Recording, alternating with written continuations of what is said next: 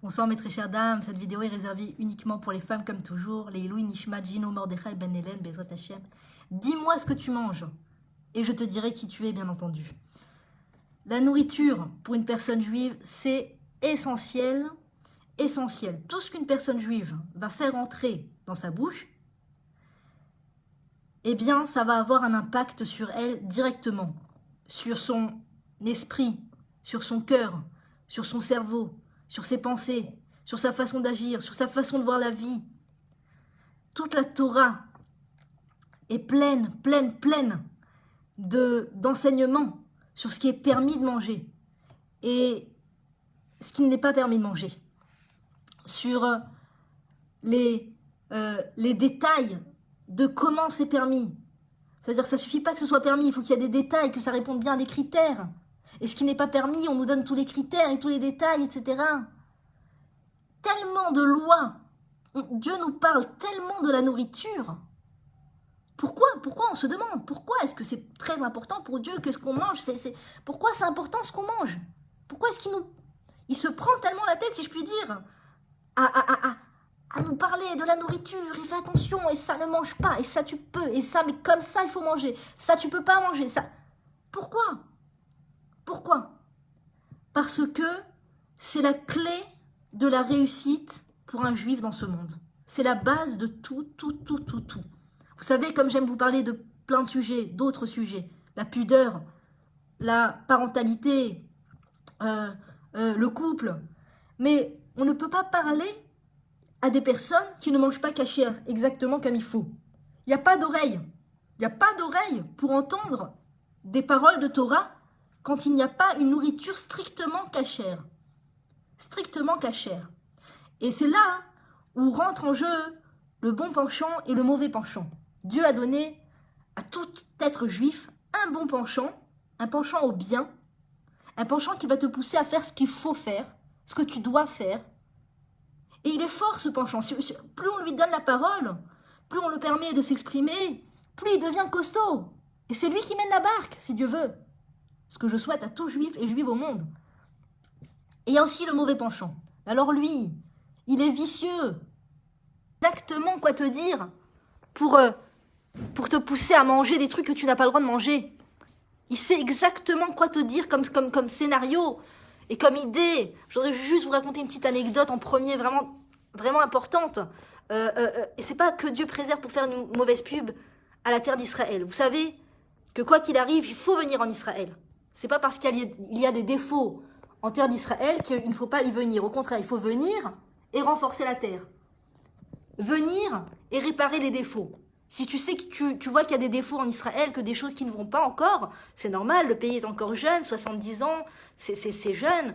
Donc il faut, bien sûr, d'un côté, avoir de la tolérance et de l'imoutzrout et de l'empathie avec le fait que le pays grandit petit à petit et ne pas le juger trop difficilement ou chas veshalom, le quitter parce que sous prétexte qu'il ne répond pas à nos critères, d'accord? Parce que celui qui veut, il trouve en Israël, dans le bien comme dans le mal. Et mais en l'occurrence, une histoire qui m'est arrivée en Israël, et c'est important de le dire parce que des fois les gens viennent en Israël avec ils pensent que c'est déjà la délivrance finale, ils pensent que tout est cachère, d'accord? Le temple n'a pas, malheureusement, j'espère bientôt, mais le temple n'a pas encore été reconstruit, le Mashiach n'est pas encore arrivé, et donc le mauvais penchant n'a pas encore disparu de ce monde. Donc en Israël, il y a des restaurants qui ne sont pas cachères. Un jour, j'ai été choquée, j'étais dans un endroit où il y avait un restaurant pas cachère du tout, il y avait plein de Français, touristes et tout ça, et je vois sur avec une assiette qu'il avait commandée et qui mangeait, un juif qui était en train de mettre les téphilines. Et c'est là où j'ai compris que c'est pas de la mauvaise foi, c'est juste que ils pensent vraiment que quand ils viennent en Israël, et moi peut-être que j'ai fait partie de ces gens-là, hein, c'est très certainement pendant peut-être même des années, hein, j'ai oublié, mais au début quand tu viens ici, tu penses que c'est le pays des juifs, alors tout est cachère, et non, pas tout est cachère, mais vraiment loin d'être cachère parfois même. Moi je pense sincèrement qu'il faudrait faire une loi en Israël qui interdirait toute nourriture non cachère et qui donnerait des fortes amendes aux gens qui vendent de la nourriture non cachère parce que ça a une tellement mauvaise influence sur le peuple. Ça a tellement une mauvaise influence sur le peuple que ça sert à rien après d'aller essayer de régler les problèmes en amont si on n'a pas réglé le problème de base, qui est le problème de la cacheroute. Ça sert à rien en fait d'aller essayer de renforcer la foi des juifs et de les...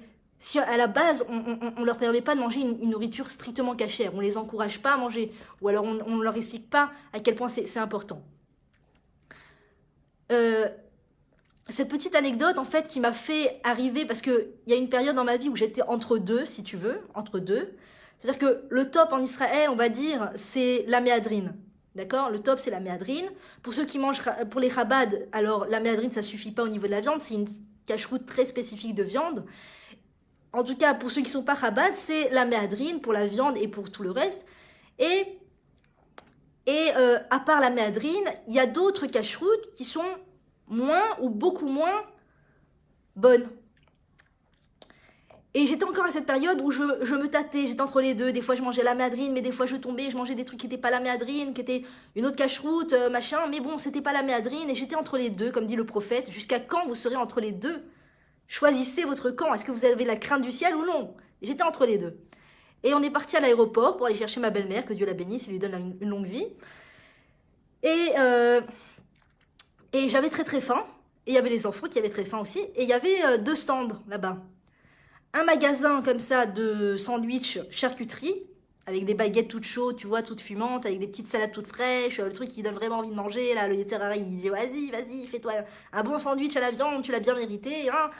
Et juste à côté, il y avait un stand de khalavi, comme ça, de lait, de produits laitiers, enfin de salade khalavi, ça veut dire à base de lait.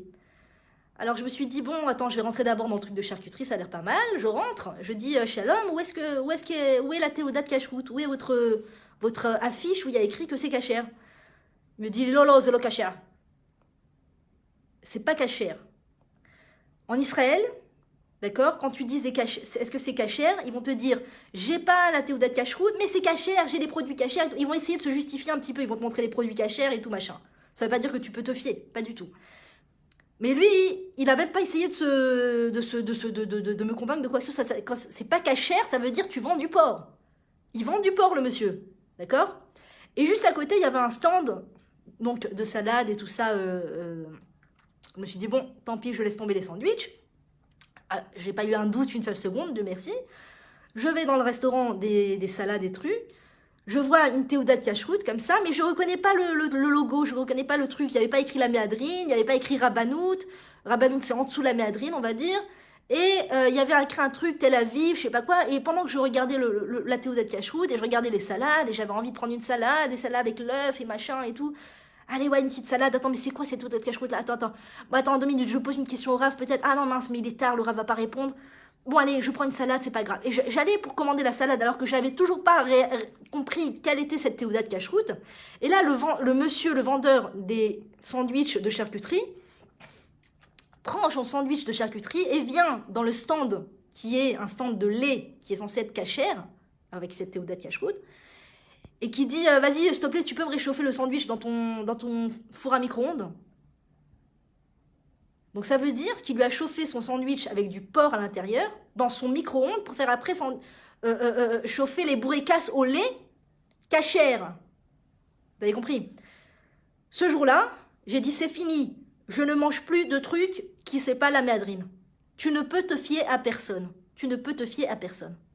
Et ça a un impact sur la personne. Ça a un impact sur tout dans sa vie. Les choix qu'elle va faire.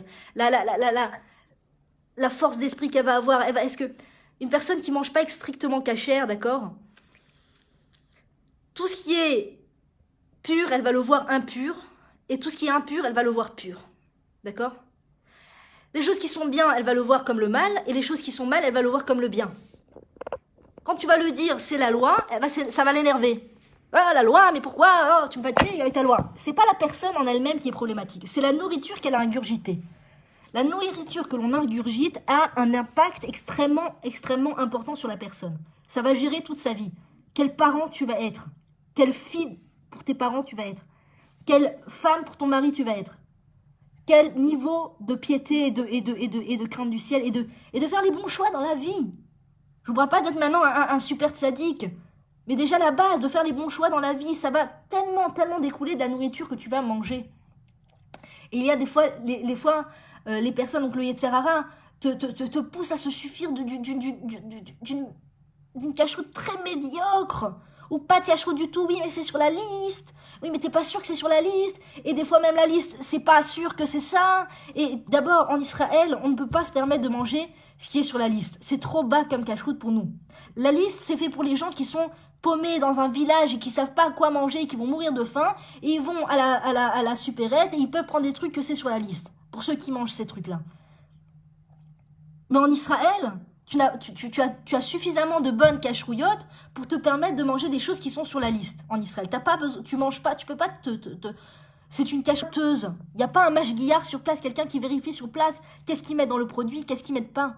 Un jour, il y a un rave qui nous a raconté qu'il était sur le point de donner une cacheroute à la marque des gâteaux BN, les petits sourires là. Et donc, il a regardé toute l'usine et toute la procédure de la création, enfin du début à la fin, il a regardé tous les aliments, il a vérifié bien comme il faut et tout ça. Et le chocolat c'est bon, et ça c'est bon, il n'y a pas de graisse animale, il a tout vérifié, tout est bon. Il était sur le point de donner la théodat cacheroute. Il appelle le grand rabbin et il lui dit voilà, c'est bon, j'étais à l'usine des chocos BN là, je vais leur donner la théodat cacheroute. Alors le rabbin lui a dit écoute, c'est bien, tu as fait une vérification, très bien, c'est pas perdu. Demain, reviens avec un autre mashguillard avec toi, avec une autre personne qui est censée vérifier la cacheroute. Et ensemble, vous allez décider si c'est vraiment, si vraiment ils peuvent recevoir la cacheroute. Comme ça sera certain.